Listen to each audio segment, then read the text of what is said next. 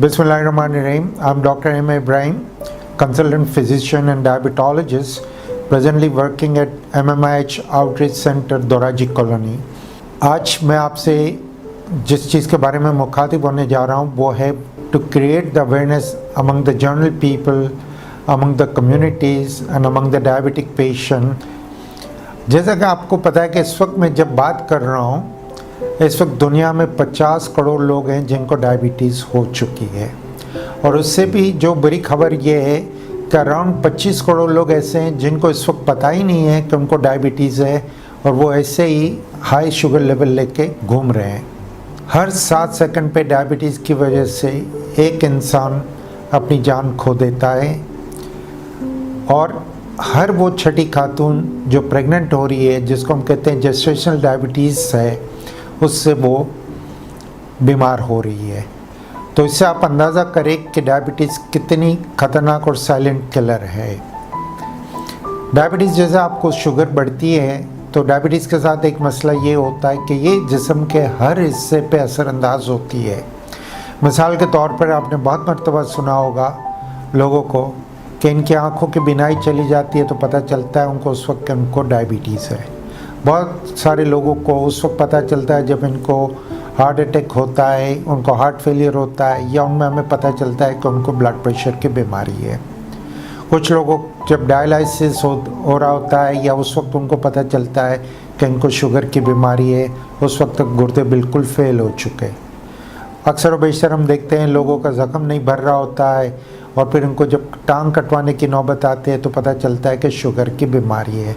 ये बीमारी जिस्म के हर हिस्से को अफेक्ट करती है, इसलिए बहुत ज़रूरी है कि इसको हम प्रिवेंट करें और अगर जिन लोगों को ये बीमारी है उनका बेहतर से बेहतर इलाज करें। जैसा कि आपको पता है कि पूरी दुनिया में डायबिटीज़ बड़ी तेज़ी से फैल रहा है। इसकी बहुत सारी वजह हैं, लेकिन इसकी मेन वजह 2 ही हैं जो मैं यहाँ पे डिस्कस करना चाहूँगा। एक है हमारा लाइफ स्टाइल में जो चेंज आया है पिछले 50 सालों में, और एक बढ़ता हुआ मोटापा।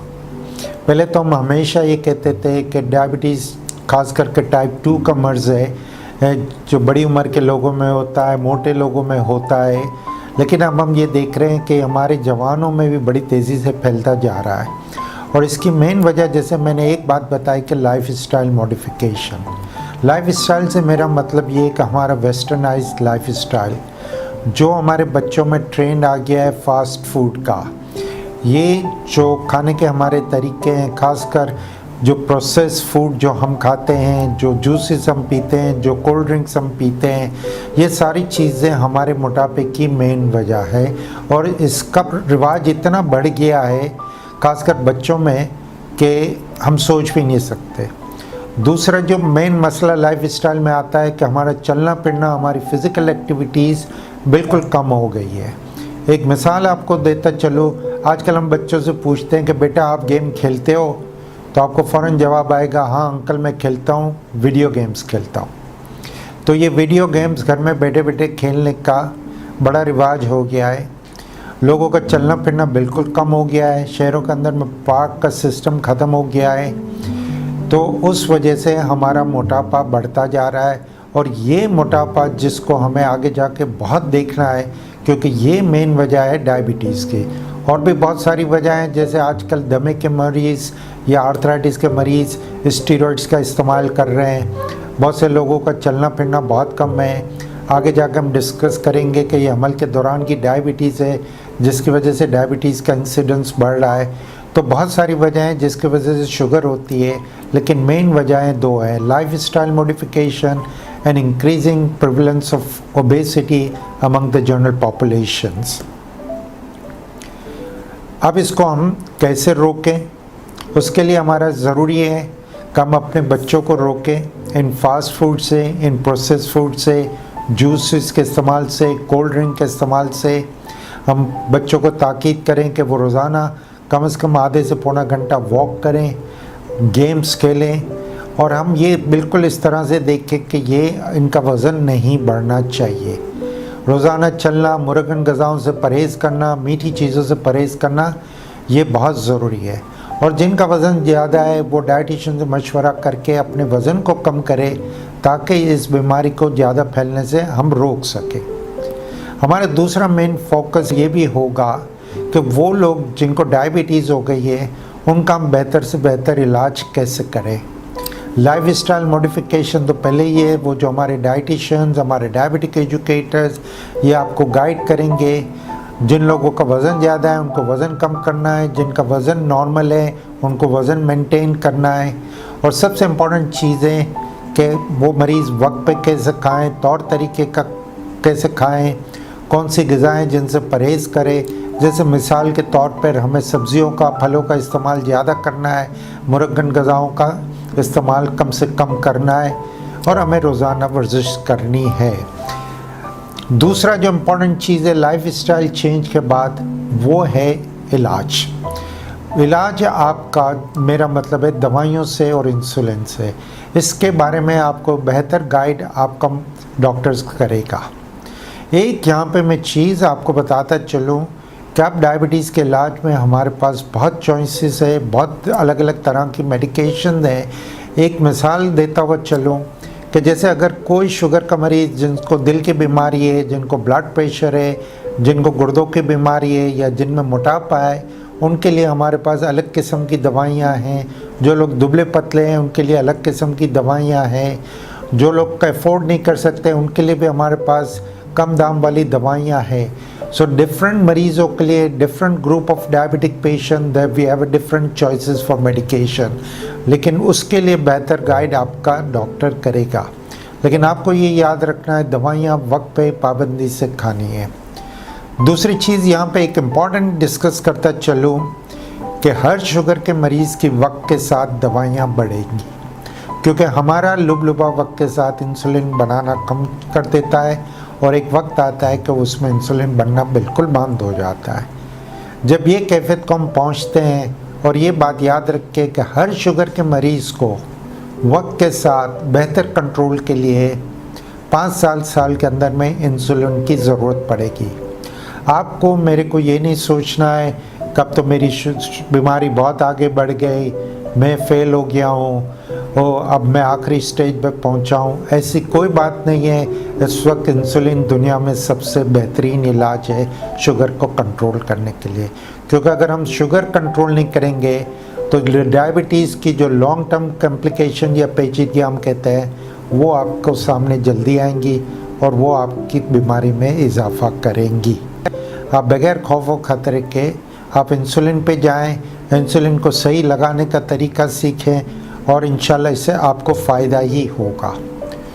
दूसरी इम्पॉर्टेंट चीज़ है आपका रेगुलर चेकअप होना चाहिए आपके डॉक्टर की एडवाइस के हिसाब से।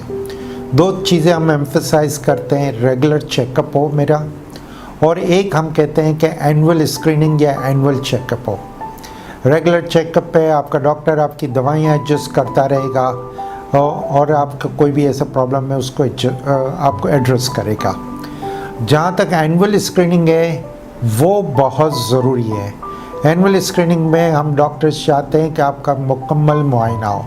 मुकम्मल मुआयने से मेरा ये मतलब है कि आप पूरी दुनिया में असूल है कि साल में मेरी एक मरतबा आँखों का कंप्लीट चेकअप हो, क्योंकि आँखों में बहुत सारे कॉम्प्लिकेशन होते हैं। मुझे वक्त से पहले कैटरेक्ट हो गया, आँखों की बिनाई कम हो गई, आँखों के पीछे के हिस्से में ब्लीडिंग होनी शुरू हो गई, या मुझे ग्लूकोमा या जो काला पानी कहते हैं। अब क्योंकि इस मुल्क में हम देख रहे हैं पान, तंबाकू, गुटखे का इस्तेमाल बहुत बढ़ गया है, तो अब एक इंटरनेशनल रिकमेंडेशन है कि हर शुगर के मरीज़ का इस खित्ते के अंदर में हर साल दांतों का भी मुआयना हो। आपका annual medical checkup cardiac point of view से हो, आपका ECG हो, आपके कोलेस्ट्रॉल के चेकअप हो, और आप रोज़ चलते रहेंगे तो आपका दिल का कितना आपका मजबूत है वो भी हम एसेस करते रहेंगे। गुर्दों का मुआयना हर साल होना चाहिए, गुर्दों के टेस्ट होने चाहिए, आपका ब्लड प्रेशर का चेकअप बिल्कुल होना चाहिए। और एक चीज़ है कि आपके डॉक्टर ने आपका जो न्यूरोपैथी के लिए नसों का जो मुआयना होता है, आपके पैरों की नसों का जो मुआयना होता है, वो भी हर एक्चुअल विज़िट पे हो तो बेहतर है, लेकिन एनुअली ये सारी चीज़ें पैरों का मुआयना और वो हो।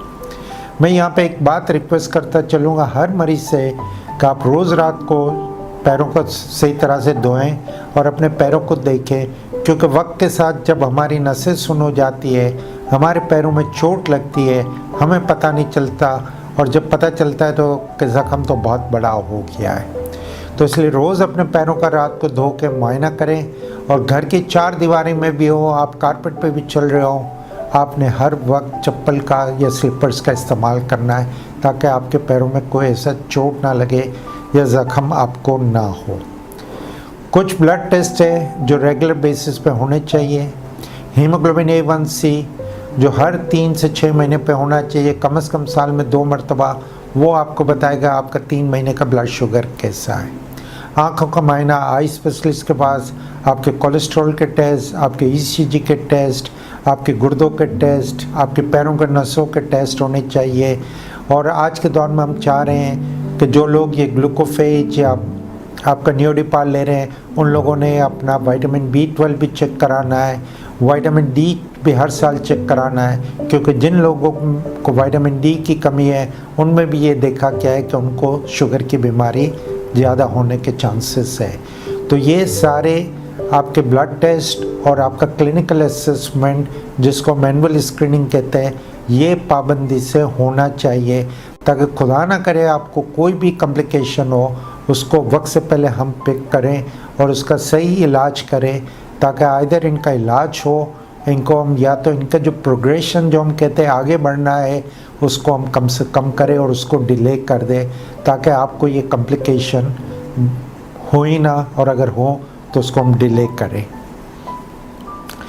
एक और चीज़ यहाँ पे मैं आपको बताना जो डिस्कस 2 मिनट में चाह रहा हूँ, वो है हमल के दौरान की डायबिटीज़ या GDM, जेस्टेशनल डायबिटीज़ मेलाइटस।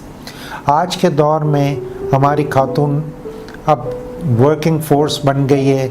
जैसे आप देखते हैं नर्सिंग स्टाफ है, ऑफिसों में बहुत सारी खातूनें आजकल काम कर रही हैं, डॉक्टर्स हैं, इंजीनियर्स बन रही हैं, वो डिफरेंट फील्ड्स में आ रही है। उस वजह से अब शादी करने का रुझान ज़रा लेट हो गया है, और जब 30 साल के बाद कोई भी खातून प्रेग्नेंट होती है तो उनमें डायबिटीज़ होने के चांसेस, जेस्टेशनल डायबिटीज़ के चांसेस बहुत ज़्यादा हैं। उन खातूनों से मैं रिक्वेस्ट करूँगा कि जब वो प्रेग्नेंट हो और जब इनकी आपके हॉस्पिटल के अंदर में आप अपने आप को बुक कराती हैं, तो आपके गायनेकोलॉजिस्ट से रिक्वेस्ट करें कि वो आपका शुगर की स्क्रीनिंग करें, शुरू के दिनों में करें, 24वें हफ्ते में, 28वें हफ्ते में। कल्ला ना करे आपको शुगर तो नहीं है, क्योंकि अगर शुगर है तो उसका बेहतर से बेहतर इलाज होना बहुत ज़रूरी है, ताकि आपका बच्चा भी हेल्दी पैदा हो और आपको आगे जाके प्रॉब्लम भी नहीं हो। एक यहाँ पे चीज़ बताता चलूँ कि जब हमल के दौरान शुगर होती है तो वो शुगर की बीमारी में हम अक्सर व बेशतर कभी टेबलेट करते हैं, लेकिन ज़्यादातर हम इंसुलिन का इस्तेमाल चाहते हैं, और कुछ लोगों में हम, बल्कि ज़्यादातर लोगों में हम इंसुलिन 4 मरतबा इस्तेमाल करते हैं। आपको इससे बिल्कुल परेशान नहीं होना, ये सबसे बेहतरीन इलाज का तरीका है। हाँ, एक अच्छी बात यहाँ पे ये है कि अक्सर व बेशतर मरीज़ों को ये GDM या हमल के दौरान की डायबिटीज़ प्रेगनेंसी ख़त्म होने के बाद ख़त्म हो जाती है। लेकिन 2 प्रिकॉशंस मैं आप लोग को बताता चलूँ यहाँ पे, कि जिस खातून को भी हमल के दौरान डायबिटीज़ हुई है उनको अगली प्रेगनेंसी में भी GDM होगी। दूसरा ये कि इन खातूनों ने आगे की ज़िंदगी में अपना वज़न कम नहीं रखा, इन्होंने परहेज़ चालू नहीं रखा, तो इनको अल्लाह माफ़ करे अगले 3 साल के अंदर में डायबिटीज़ होने का चांस है। और अब नई रिसर्च ये भी बता रही है कि वो बच्चे जो आपको GDM थी और आपको हुए हैं, वो बच्चों को भी आगे की ज़िंदगी में जाके शुगर हो सकती है। हमें और आपको ये ख्याल रखना है कि ये बच्चे भी आपके बिल्कुल मीठे से परहेज़ करें, हेल्दी ज़िंदगी गुजारें, मोटापा इनको ना हो, क्योंकि इनको भी आगे जाके शुगर की बीमारी हो सकती है। तो आपको खुद को भी और अपने बच्चे को फ्यूचर में बचाने के लिए ये ज़रूरी है कि आप हेल्दी ज़िंदगी गुजारें। आखिर में मैं आपसे रिक्वेस्ट करूँगा कि ये एक मेजर प्रॉब्लम इस वक्त पूरी दुनिया में है, and I just would request let's all of us, the healthcare industries, the doctors, the nursing, the paramedical staff, the policymakers, the government officers, the hospital के इंतज़ामिया कि हम ज़्यादा से ज़्यादा इस बीमारी के बारे में अवेयरनेस क्रिएट करें। और उसमें मैं ताउन भी चाहूँगा सोशल मीडिया का, प्रिंट मीडिया का, इलेक्ट्रॉनिक मीडिया का, कि इसके हम ज़्यादा से ज़्यादा अवेयरनेस क्रिएट करें ताकि इसका हम बेहतर से बेहतर मुकाबला करें, इसको प्रिवेंट करें, जिन लोगों का है उनका बेहतर इलाज करें ताकि वो लोग जिनको शुगर नहीं है उनकी तरह भी उनकी ज़िंदगी हो और वो अपनी ज़िंदगी को एंजॉय कर सके। पाकिस्तान जिंदाबाद। Thank you.